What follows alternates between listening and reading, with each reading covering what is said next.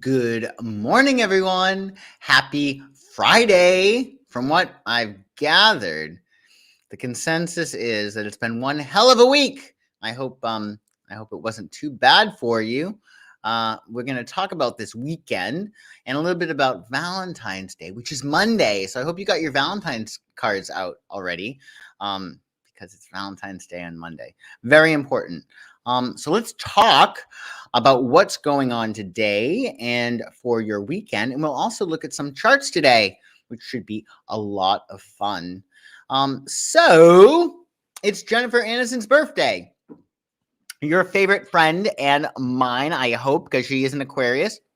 Rules friendship. Good morning, Sin Bagley. Nice to see you. Happy Friday. We're under the waxing moon phase still, and this is going to be in effect until the 16th of February when we have our full moon. So we're still drawing new things into our lives, lining up with them, allowing them, feeling as if we already have them. Good morning, friend Marie. Nice to see you. Good morning, Mom E. Nice to see you too. Oh, you were. Oh, wow. That'll be really an interesting full moon for you. Maybe you'll be able to connect with his spirit and have a conversation with him. If you're into that, why not? That could be a lot of fun. Hello, Grandma Nay. Nice to see you. Hello, hello. And bonjour, Maggie. Nice to see you. So yeah, we're drawing new things into our lives up until the 16th of February. So keep that in mind. It is Venus's day today, so you might want to get a head start in your Valentine's Day, right? Oh, good morning, Steph P. Oh, bless you for showing up. Oh, you do talk to him in your dreams. That's really nice. That's really nice. Hi, Shiny Side Up. Yes, it is. 11 is a master karmic number. So let's get a head start in our Valentine's Day by giving as much love as possible. It's important to remember that the sun is in Aquarius now, which is really, really great. And Valentine's Day actually comes with the sun is in Aquarius every single year, right? It's on February 14th. So Aquarius gives us that ability to see things from a more removed or detached angle. And really what we can do with the sun in Aquarius on Valentine's Day, because Aquarius is very much about humanity, it's all about giving as much love to the universe as possible. So in addition to Valentine's Day being about your significant other or others, if you're French, could be more than one, you also want to give as much love to the world as possible, because that is going to change things, especially as we move toward the spring equinox. Just sending as much love and energy out into the universe is going to change the world. So keep that in mind. Oh, I love Valentine's Day. I would have to say it's one of my favorite holidays, if not the favorite holiday, I think. So today we have our moon in Gemini until 6:26 p.m. EST. And yeah, so for today, earlier in your day, it's going to probably be more intellectual, bopping around, doing this, a lot of correspondences with that Gemini energy. And then later, we're going to be feeling a lot more when the moon enters Cancer at 6:26 p.m. EST. Cancer words and phrases include emotional security, home, family, sensitivity, connection, safety, familiarity, feelings, tenacity, protective, and caring. So a lot of emotional energy tonight and this weekend. So be sure to nest and rest and give yourself and others some extra TLC that'll really set you up for your Valentine's Day on Monday. And also today, Mercury will be conjuncting Pluto. We'll be looking at Whitney Houston's chart. She actually had this aspect in her chart.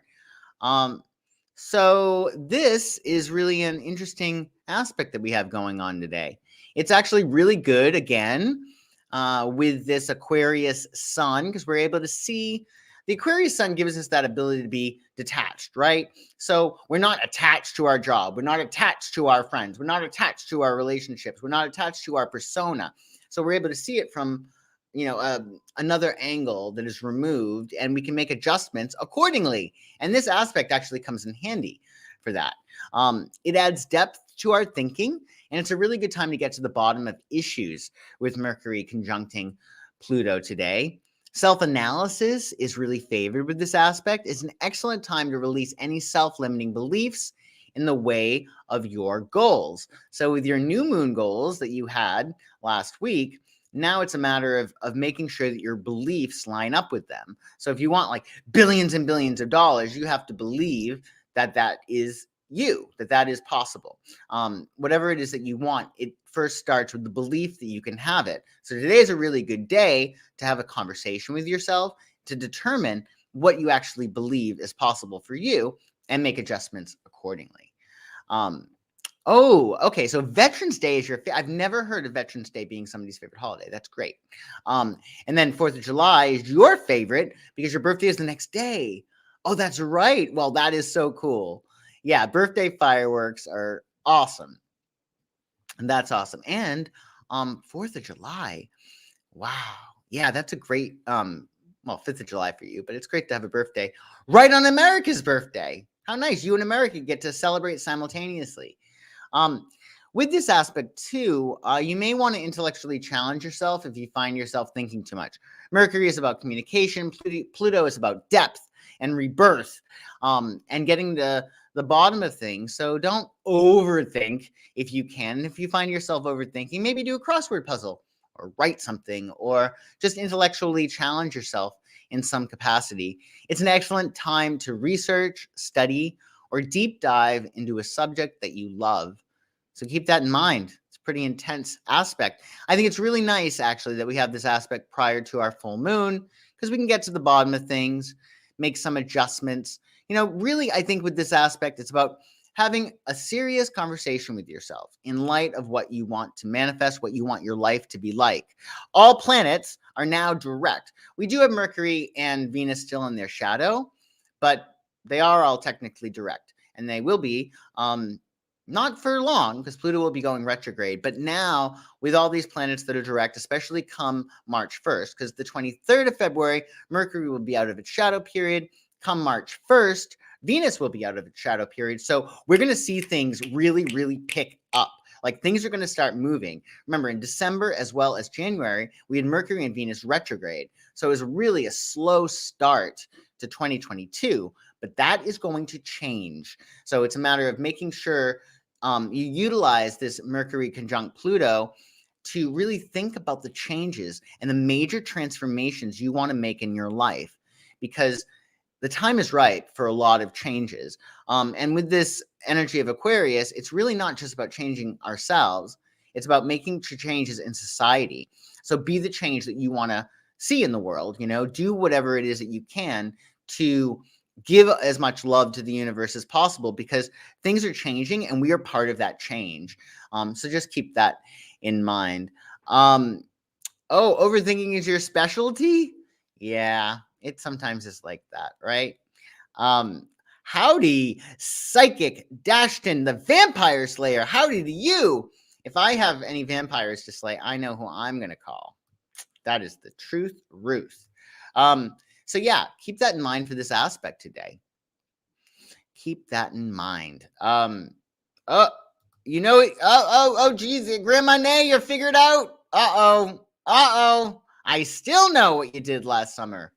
And then tomorrow, Abe Lincoln's birthday. Don't go to the theater. Whatever you do, don't go to the theater. Instead, spend some time with your friends, right? On Saturday, because, the sun is in Aquarius. And really, one of the things about this Aquarius season, it's about finding those people who think like you, right? Those people who you share like-minded interests and who can really lift you up to achieve your highest hopes, dreams, and goals. Aquarius energy, it's all about why not? Like if you have the desire for it, then it can happen. In fact, theoretically, whatever you want has with it the built-in prerequisite ability for you to achieve it. So if you want something or desire something, you can have it. And that is a big lesson with Aquarius. And again, with the Aquarian detachment, we're able to actually see that and make adjustments to our self-construct, how we view ourselves in order to achieve our aims.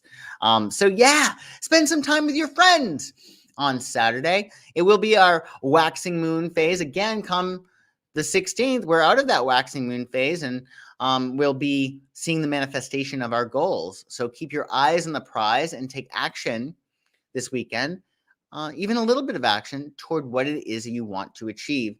Saturday is Saturn's day, the planet of discipline, restriction, and responsibility. So maybe get your laundry done. It's definitely a domestic kind of day with the moon in Cancer. So you may want to tend to domestic tasks, or you may want to be responsible with a family member, maybe check in on some older relatives. Just be responsible in an emotional, caring, domesticated way. That could simply be doing laundry or painting a wall, or I don't know, whatever it is that you can do for your home and your family will be really, really great. Cancer keywords and phrases include emotional security, home, family, sensitivity, connection, safety, familiarity, feelings, tenacity, protective, and caring.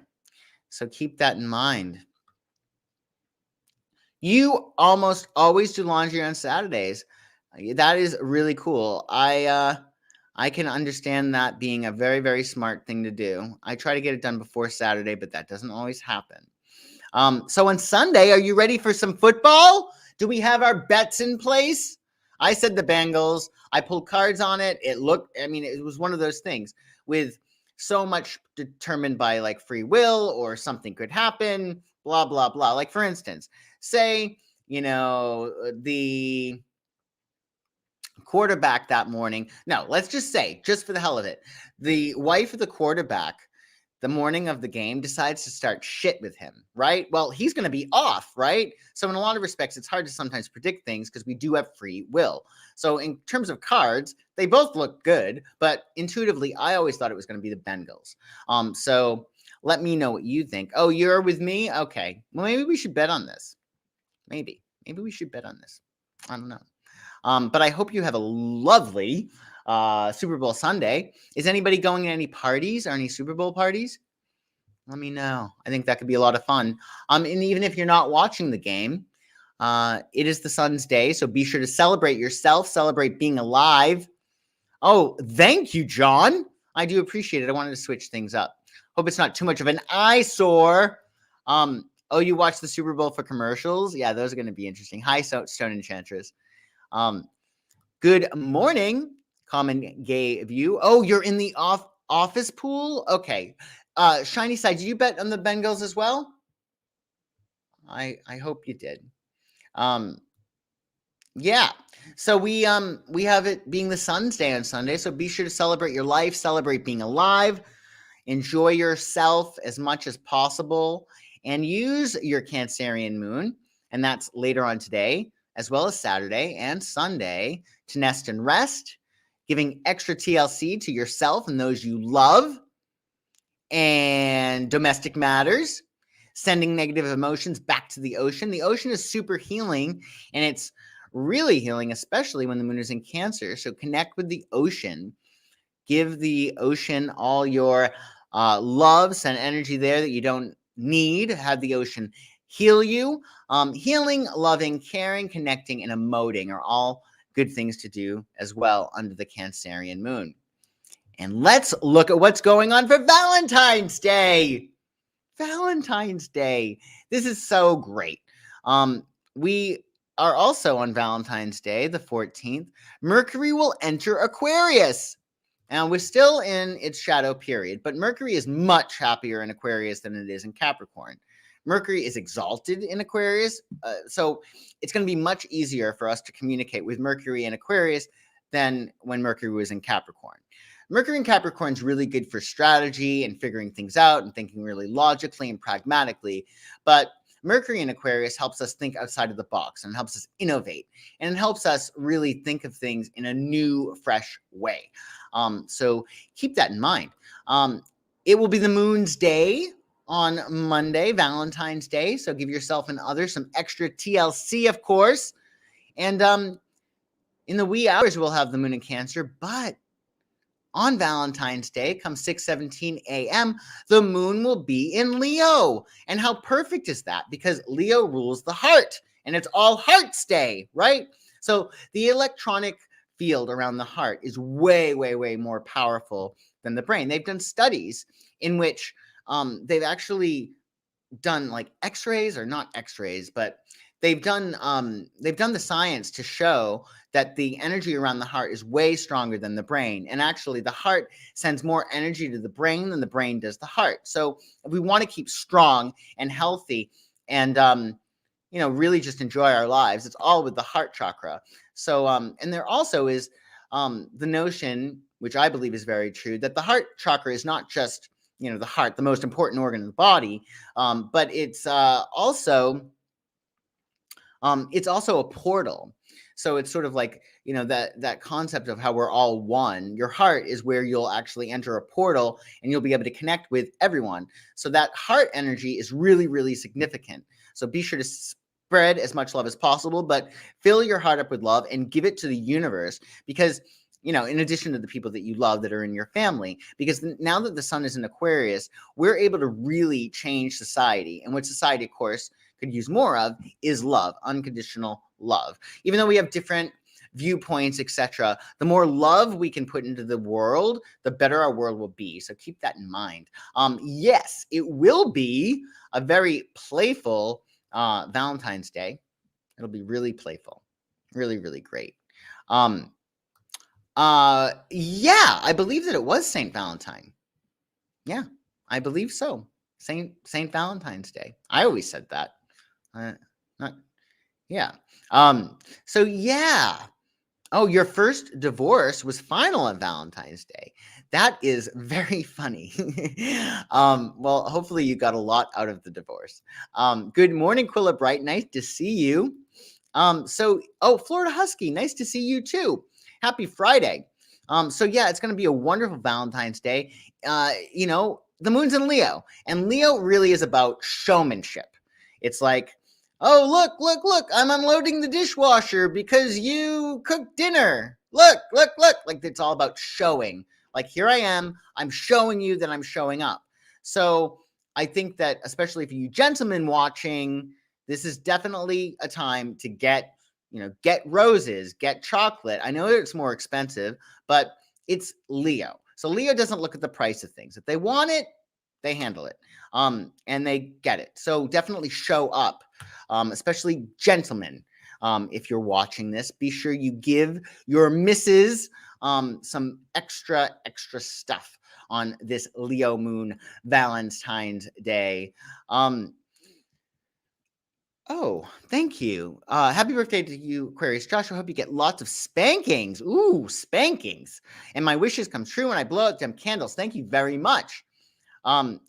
Yeah, so Leo keywords and phrases for your Valentine's Day include playful, warm, creative, recreation, leadership, magnanimous, reliable, dramatic, entertaining, and fun. So, yeah, lots of love to give. And we can use this this day today, early in our day. It's about thinking in the right way, right? With the Gemini energy, everything starts with a choice. So excellence begins with the choice. Deciding to choose love and to love people with all your heart begins with a choice. Deciding to show up begins with a choice. Everything is all about choices under the Gemini moon, and really in life, right? Everything starts with a choice. So then, after we've made our choices later on today and throughout the rest of your weekend, you're going to have a Cancerian moon, which is all about emotionality. So you want to think the thoughts that feel good, because we can be rather moody under the Cancerian moon. So it's all about trying to be in as good a mood as possible. If that means exercising, if that means meditating, if that means, treating your body well, whatever it might be, but try to get in a good mood this weekend. It will really help your Valentine's Day. Because then when you're feeling like at home and safe within the self, then you're free to use your heart as much as possible, which is what you want to do on Valentine's Day. And one more thing. And remember, it's not just about your significant other or others. It's really also about your friends, your community, your world. The sun is in Aquarius. So let's not forget that. Let's keep that in mind. So yeah, we have a wonderful Leo moon this Valentine's Day. So we're going to look at some charts. It's a good hoodie morning. Okay, so in LA, I am unfortunately, and I love my hoodies, but I can't do hoodies right now because we are in a heat wave in LA. Luckily, next week it's going to cool down and I'll be able to wear my hoodies again because I'm not ready to give up hoodie weather. So Mom E, I'm very happy you get to wear a hoodie today. I wish I did too, but not quite. Oh yeah, absolutely. Really good for your kids. Do you remember that? Like when I was in school, in grade school, I just remember that getting all of these Valentines from like everybody in class. There were like a slew of them. Like we should totally do more of that. I'm hoping they still do that for kids nowadays. I don't know. Anyway, while we're at it, folks, please like this video and subscribe to my channel if you have not already. Now let's look at some charts that you might find interesting. Jimmy Dean's birthday was earlier this week. As I had said on Monday, he lives next door to me, or he did live next door to me. At one point, he lived in the complex next to me, but I did not get to make him a cake nor have coffee with him on his birthday. I was busy. So, but let's look at his chart. Quite an interesting chart Jimmy Dean had. First thing that I noticed is that Aries is the rising sign. Yeah, he's in Aquarius. He has a Scorpio moon. But Aries is the rising sign, making Mars the ruler of his chart. Now, Mars is in Leo and in the 5th house, which is a fire sign and a fire house. And it's retrograde. So he's very fiery for an Aquarius with an Aries rising and a Leo Mars, the ruler of his chart. But that Mars is retrograde. So when you have Mars retrograde in your chart, it doesn't mean that you don't have that Mars energy, which is action, drive, and initiative. It's more a matter of it takes it a little while to get your engine running. So you have to, it has to start. It's not like that get up and go. You will be able to get up and go, but it might take a little bit of extra time. Most important in terms of this chart is we notice that Uranus, that's that blue symbol over here at 12 degrees, is right smack dab on his ascendant. I mean, within 13 seconds. So Uranus is the very first planet in his chart, and it conjuncts the ascendant. So that's the first experience that he had. Whatever planet you see first after the ascendant, that is what you were first experienced. And it also, of course, Uranus has to do with rebellion, but it also has to do with mental trauma. So it'd be interesting to find out what happened, like literally right around the time of his birth. So with that rebellious Uranus, it makes sense he was a rebel without a cause. He probably was in real life too. And in fact, I guess we can actually say that he was. He was quite a rebel in real life. And that Uranus, 12 degrees, it's going to make his personality rather quirky. It's going to make him very anti-authoritarian. But we'll talk about his transits when he got into that accident. But, a cop did try to warn him, told him to slow down. He did not listen. The North Node is in Aries, and that is really close to Uranus. So his destiny is really about the self, right? And it's all about changing things and transforming, which an argument could be made. He transformed cinema. Yeah. And also with that Aries rising, which is Mars ruled, he was an avid gun collector. He loved motorcycles. I mean, he's very Aries. Aries like speed and risk taking. It's interesting with the Uranus here as well in the North Node. I mean, conjunct Uranus, that could pertain to a trauma to the body, which is really the case with him. Additionally, there's some awkward aspects here. Will I do current event? I mean, I don't know. I mean, they're just so loaded, to be honest. And I tend to not want to comment on things that I do not know enough about, which I think is a good rule of thumb. So I've been avoiding that just because I don't know. I feel that things constantly just really amped up and really a little bit contentious, and I don't want to get into especially speaking about things that I don't know enough about to create issues. So yeah, I like lightheartedness. You're a lighthearted troll? Okay, that's fine. But yeah. Additionally, with this chart, we do see that he has his moon in Scorpio, which again, Scorpio moon is about really taking things to the nth degree. There's a desire to really push the limits. And that I think is further emphasized by risk-taking Aries. And also that moon in Scorpio makes a square with his Mars in Leo, which is the ruling planet. So that Mars in Leo has extra emphasis because Aries is his rising sign, making Mars the ruler of his chart. And Mars with the moon, that square is really, really tough. There needed to be some kind of adjustment due to the tension between his emotional needs, Scorpio, and his ability to express himself, and his ability to express his masculine energy in terms of creativity, right? Self-expression is here in the 5th house, and the moon is about your secret side. So there is probably a real strong desire that he had to be a very private person. Scorpios are incredibly private people, and that creates a little bit of an issue with that Mars.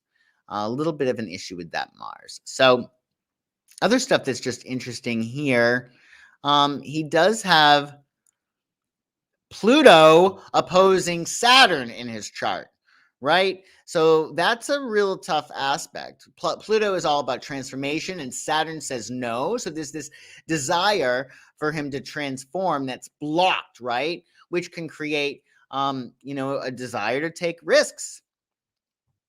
And on that unfortunate day in which James Dean got in that car accident, it's pretty on the nose, but Uranus over here at 1 degrees Leo was conjuncting his Mars, which for all of us, whenever we have that aspect, or not only transiting in our charts, but whenever we have that aspect in the heavens, we got to be careful of accidents, right? And clearly, that was a problem for him that day. That day, Uranus was hitting his Mars. So Uranus is about unforeseen upsets, catastrophe. It brings surprises. And Mars, action, speed, fire, and that really created a bit of an issue, obviously. And you also had other stuff that was going on here that was interesting as well. Oh yeah, Saturn, which is all about restriction, limitations, was really right on the cusp of his 8th house of death. And yeah, that's really, I think, an interesting aspect there. And also that Saturn was opposing his Chiron over here. So Saturn really could be considered authority, the police, the po-po, and that affecting his Chiron. I think that if he was pulled over by a cop, as they say, it probably really affected him. That Saturn probably really hit him. So he was probably really upset when he was driving. And I think more Aries and Aquarius, that rebellion of being like, can't believe this cop told me what to do. Well, I'll show him. Yeah, it's unfortunately. Oh, interesting. I heard the car he rode was cursed. Well, if people believe in it, I do not tempt such things. Well, his car was called Little Bastard, I believe. Little Bastard. That car was a little bastard. But this was his chart. The transits for that day. And also, what's interesting is the moon was transiting his 12th house. And when the moon transits the 12th house, you really want to deal with your subconscious shit. So if you don't deal with that, then there could be issues. So there's a lot of stuff that was being activated in his 12th house with that moon in Pisces. And I think that, again, with that Saturn, which is restriction, discipline, boundaries, restriction, cops, I think Saturn is very much about restrictions from higher authority or assumed authority. And that was hitting his Chiron. I think that's key to his death. I think that Chiron was hit by that Saturn, and some issues were really catalyzed within him, and that also made it more difficult because his subconscious was very, very sensitive. So it was an interesting day, unfortunately. So yeah, we also had Jennifer Aniston's birthday this week. Your favorite friend, beautiful girl. And when we look at her chart's pretty interesting too, actually. Very interesting chart. So she does have a Libra rising, which makes a lot of sense. So she's really good at making connections, and relationships are her forte. And Libra rising gives you a certain likability. They're beautiful, Libra risings. They go along to get along. They're very conversational, etc. So with Libra rising, the ruler of her chart is Venus, and Venus for her is an Aries. So she's very much a go-getter. I know that she seems like sweet little lady, but she is fierce. And that Venus is opposing Uranus in her chart, as well as Jupiter. With that, Jupiter makes her beautiful, which she is. But also she has been up against a lot of things in her life with all of these oppositions, right? All those Aries planets, well, not all of them, at least Venus, the North Node, and Chiron are bumping against, of course, her South Node, her Uranus, as well as her Jupiter. So the thing is that she's used to being up against forces that really do challenge her, and I think that really worked well for her. There's a lot of wonderful, easy aspects in this chart. We have the sun in Aquarius at 23 degrees, making a beautiful trine, a flow of energy between her rising sign, her Libra. So her ascendant makes a beautiful trine to her sun. He creates a wonderful flow of energy. And also, I guess, with that sun in the fourth house, there's a certain inner relaxation or being at home within the self that she is also able to flow out into the world to make other people feel at home. So additionally, that beautiful trine that we have there between her sun and her rising, we also have a wonderful sextile between her rising sign at 24 degrees Libra and her moon at 23 degrees Sagittarius. And that's an exact sextile between her sun at 23 degrees Aquarius and her 23 degree Sagittarius moon. So there's wonderful energy between her ego, her identity, her persona in a lot of ways, that sun with her hidden self, that Sagittarius moon. And that Sagittarius moon, very close to the galactic axis, which means emotionally she's very much connected to the world at large. And I think also with all of this energy here in the 12th house, she's able to connect with the world at large in a lot of ways. Interesting stuff too with that sun and her Mars. There is a square here, an exact square between her Mars in Scorpio and her sun in Aquarius, both at 23 degrees. So with that square, there might be a little bit of an issue in terms of, her self-worth and her home life. I believe, from what I've gathered, she had a tough beginning life in her home. But again, squares make shit happen. So, yeah, and what's interesting too is her North Node is in Aries in the 6th house. She has stellium in the 6th house. And really that really shows, especially with it being in Aries, that she's addicted to activity, or she needs to keep busy, which might have to do with her success. And just for the fun of it, I wanted to look at what the transits were like for her on the first air date of her show Friends, which obviously put her on the map. So it's really cool. The sun was actually conjunct her South Node when Friends aired. So the South Node is about your karma, your destiny, where it is that you're coming from. And the sun making that aspect to her South Node, it was, in a lot of respects, she was given a light toward where she was coming from and where she was going. And also, what's super cool is she had 3 planets, as well as the North Node, in her first house. So the first house is about appearance, how you appear, right? What people see on a first impression basis. And with Mercury there, she was the communications around her, she was able to really communicate. Obviously, she didn't shoot the episode on this day, but when she was shooting other episodes in the beginning of the season, she did have Mercury right on the ascendant, making her words really stick, making her an expert communicator. And meanwhile, she also had Venus and Jupiter, two benefics, in her first house of presentation, what she showed to the world. So she had a lot of energy in that first house, which is obviously really important when you're on TV. So wonderful chart. Meanwhile, she also had Pluto, which is all about power and transformation, aspecting her Mars. So there was a certain level of intensity that she brought to the program, that she brought to her career. Pluto conjunct Mars means business. And in the second house, it's really about achieving that level of self-worth, of creative expression, and also money. So very, very intense. I also think that with Mars conjuncting Neptune, usually that's a dancer's placement. So it's interesting. I wonder if she dances. But it also can be used for any form of physicality engaged with the imagination. And I do think that, the show did involve some physical comedy.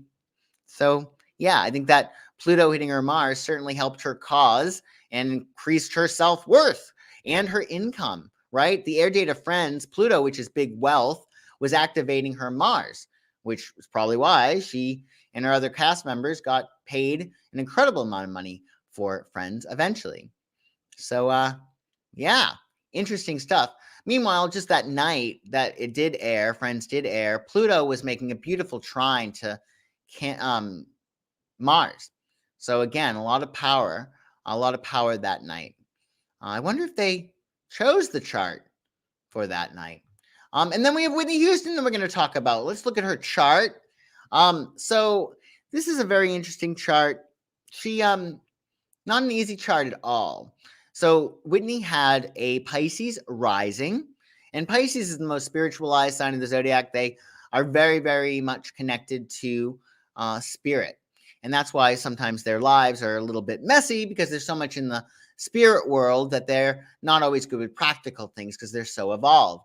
And with Pisces being the ruler of her chart, that makes Neptune the ruler of her chart, and that's in Scorpio, right? So this is a double whammy of very intense energy. Neptune dissolves things and wants things to all blend together where we're all one. And that's why it does pertain, in addition to spirituality and music, it also pertains to self-destructive behavior patterns like alcoholism or drug addiction, because it's all about escaping. What drugs and alcohol do is they remove boundaries. And with the 8th house being the ruler of her chart, Neptune in Scorpio, the ruler of her chart, there's an intense desire to escape and also to push things to the limit because it's in the 8th house.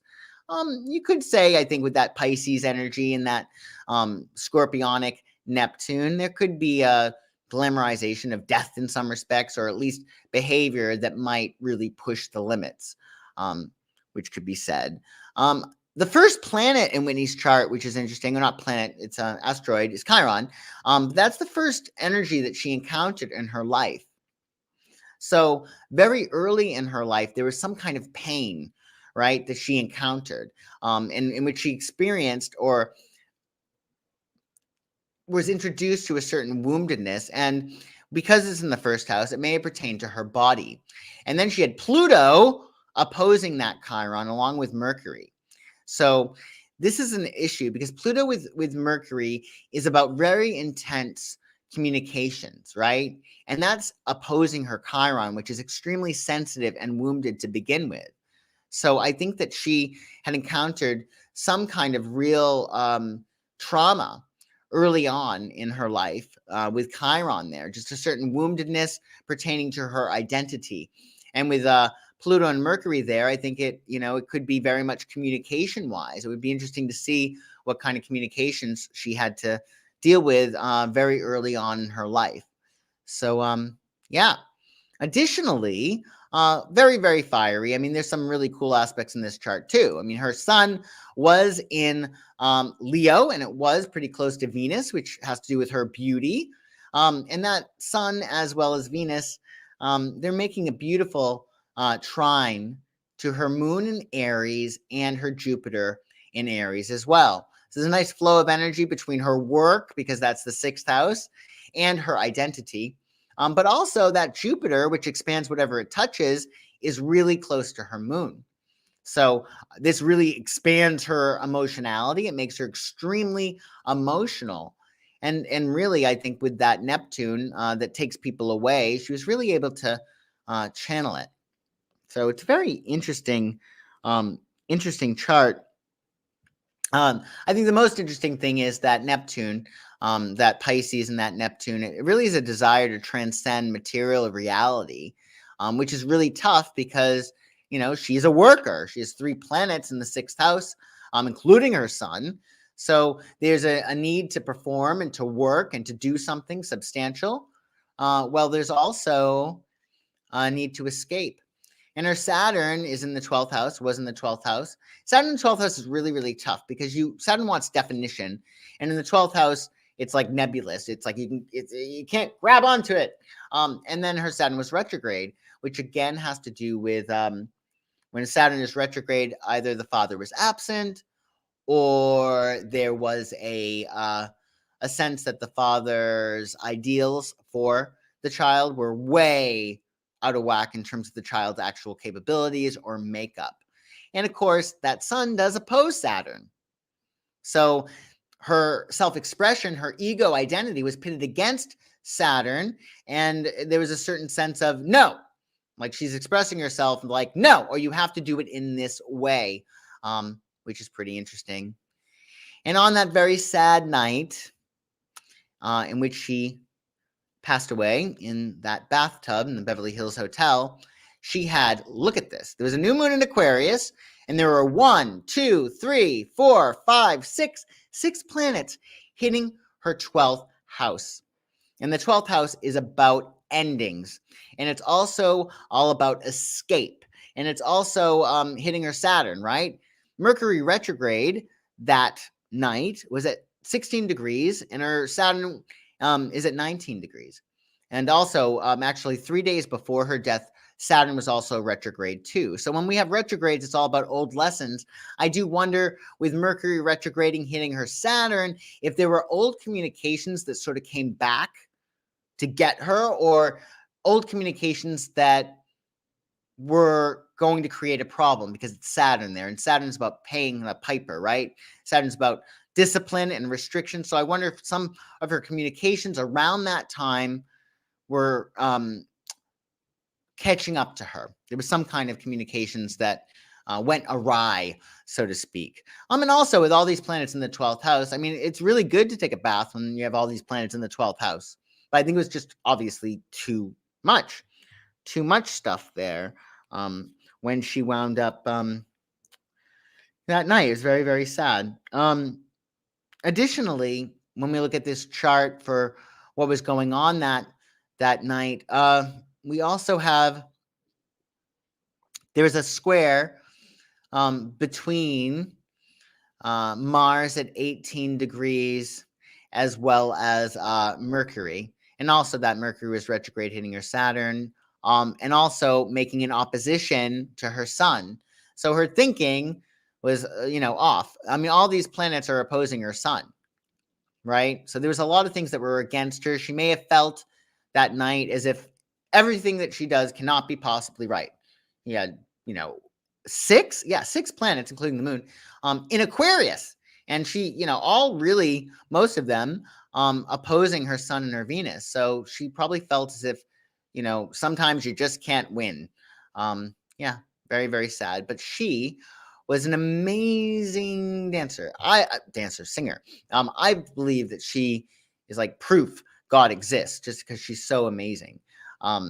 She was absolutely great. So yes, beautiful music.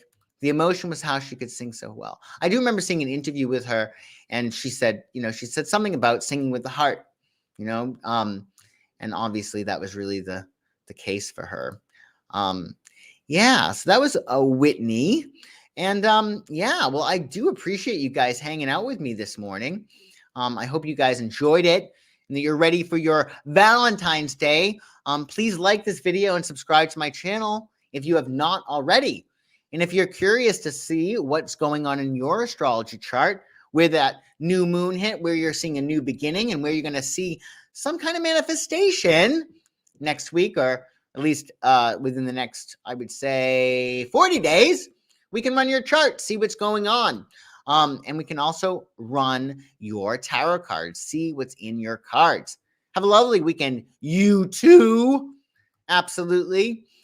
Yeah, just check out my website, psychicsun.com, and I will hook you up with a reading. Yeah, some music is so transcendent, and I think Whitney's was as well. And maybe put on some wonderful music to start your Valentine's Day.